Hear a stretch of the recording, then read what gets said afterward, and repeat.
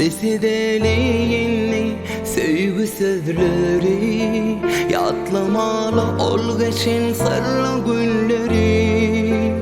Besedeleyenli sevgi sözleri, yatlamalı ol geçen yoğu günleri.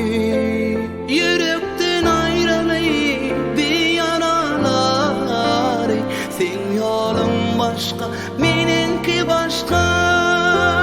Yürekten ayrılayım bir yaralar, sen yolun başka, benimki başka.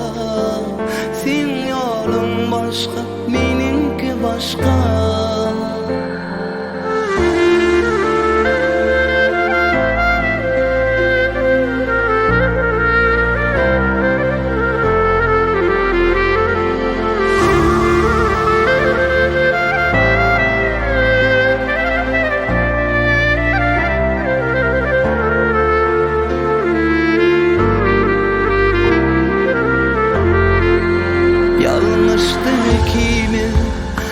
Bil ki başta sen yerim yaşta.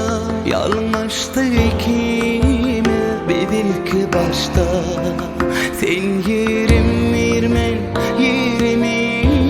yaşta. Gidelim adama gönlüme hoşta, sen yolun başka, benimki başka.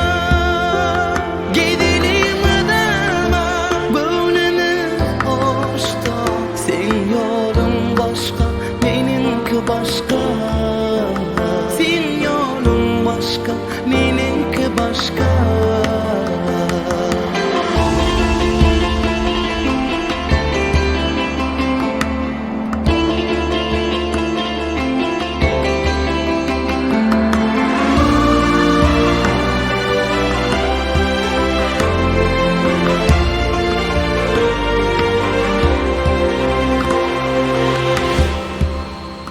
Bağışla sen beni